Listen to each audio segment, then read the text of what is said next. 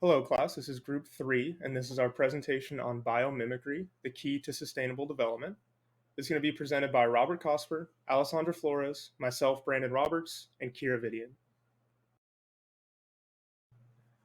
First, it's important to understand what exactly biomimicry is. The Biomimicry Institute describes it as a practice that learns from and mimics the strategies found in nature to solve human-designed challenges and find hope along the way. There are three essential elements to biomimicry. First, you must emulate, which means to garner and replicate information gained from studying natural systems around the world. Second, you need to utilize ethos to create systems that reinforce the conditions that are necessary to support life. Finally, the third and most important step is to reconnect, meaning to understand that we as humans are a part of nature and aren't separate from it. It's also vital to understand that biomimicry is one type of bio-inspired design, but isn't necessarily all bio-inspired design. Biomimicry are things that function like nature, but there's also biomorphism, which means things that look like nature, and bioutilization, which means things that utilize nature. A common early example that people look to when describing biomimicry is Leonardo da Vinci's original flying machine. You can see in the diagram to the right that he modeled his invention off of the wings of birds to hope for better success in creating a flying invention. Now that we know more about what biomimicry is, Alessandra is going to talk a little bit more about some current applications that you'll see of biomimicry. Biomimicry is used in many different fields and in many different ways. To give an idea of how it's used, I will be discussing its current applications. First, we'll talk about Velcro. If anyone didn't already know this, Velcro is a biomimetic design. But Velcro has become one of the most used materials to hold two things together, and it happens to be a biomimetic breakthrough.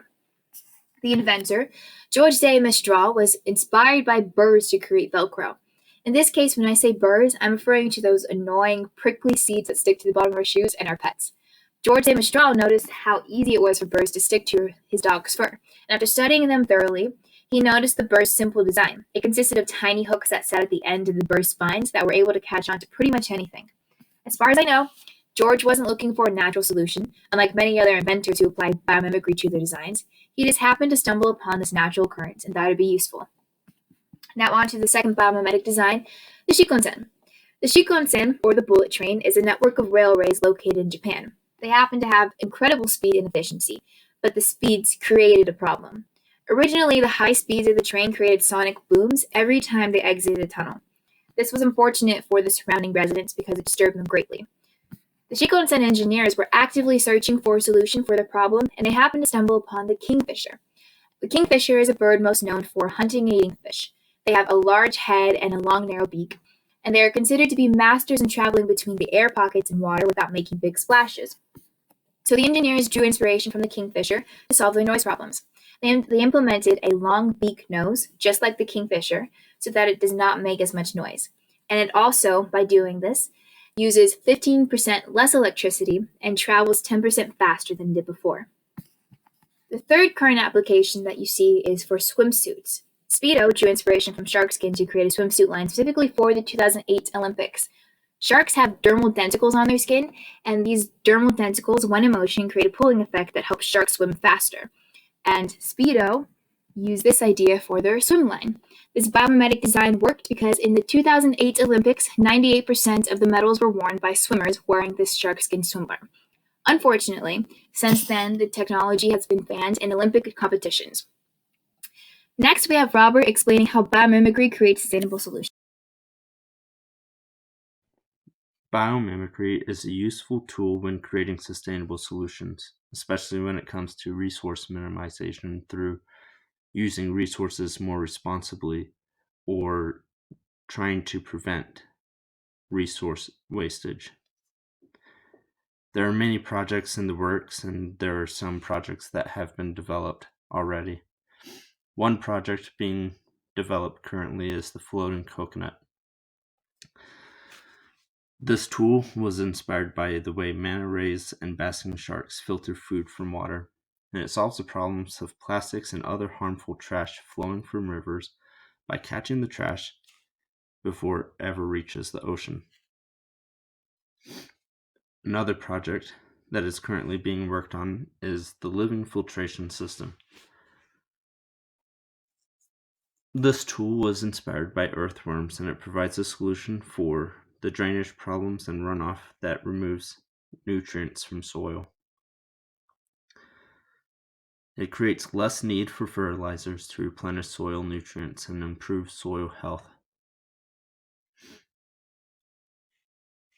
Another solution being currently worked on is the evaporative cooled food storage system. It is inspired by elephants, jackrabbits, and fennec foxes. Creates a solution for food wastage due to lack of access to energy for refrigeration. It creates a solution for demand on fossil fuels for food storage. This device would be powered through solar power and would cool food so that it wouldn't waste.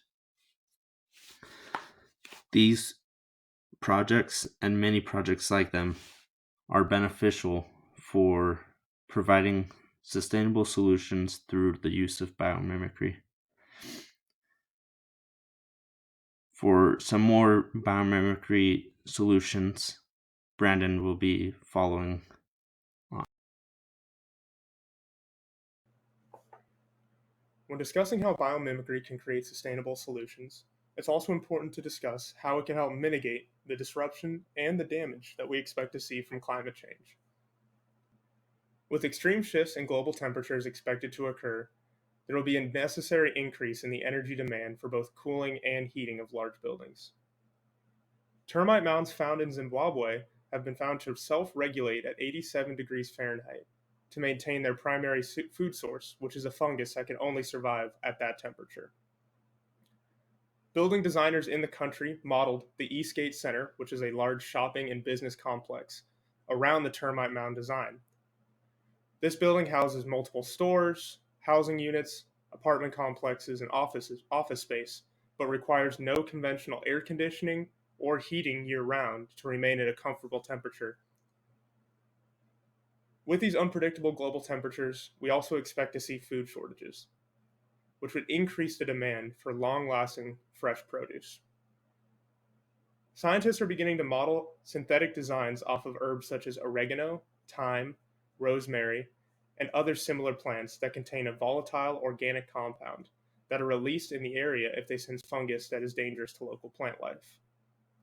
When these signals are received by the local plants, they trigger their natural defense mechanisms that can help them survive the attack. These VOCs are now being developed synthetically as a form of fungicide and will hope to remain as a way to keep long-lasting fresh produce through these food shortages. Another application we could see to mitigate climate disruption and damage is oyster reefs and its ability to help fortify against the sea level rise that we project to see year over year. The sea level rise can threaten human development along coastlines and can be very costly if large buildings are damaged or human housing is gone in the way. Clumps of oysters form together to create large underwater reefs that provide habitat to marine life, and also can withstand large amounts of moisture and damage. By creating a synthetic design using these same compounds, structures can be made to withstand the high moisture environment around these coastlines, as well as being marine friendly to ensure that marine life can still continue to exist around these coastline human developments. Now that we've discussed the sustainable solutions that biomimicry can help create, Kira will help discuss some of the challenges, issues, and risks that are posed by using biomimicry. Biomimicry, of course, doesn't come without its challenges, issues, and risks. The first challenge being seen with the interdisciplinary nature of bio-inspired design, which causes sensitivities to production and the product itself.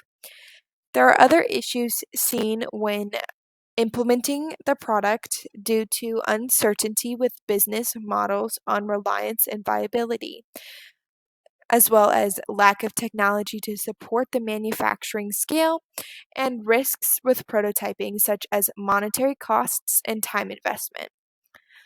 Other issues can be seen when looking at strong biomimicry, which relies on natural solutions being perfect and copies the solution to other issues. which can cause problems when the solution is not perfect or when the problem they are applying it to, it's not a solution that works for that problem. Other issues with biomimicry can be seen when people improperly use biomimicry, which produces products that are not better for the environment or in fact worse for the environment, as well as utilize more resources or resources that are not sustainable for the environment. An example of this can be seen when they use shark skin for products. Shark skin can help with bacteria and a few other applications, but it's not sustainable to use actual shark skin instead of producing some type of textile that mimics the shark skin. Thank you for joining us with our biomimicry presentation. We look forward to hearing from you on the discussion board about what you think about biomimicry and possible applications, as well as your answers to our discussion questions. Thank you. Have a great rest of your week.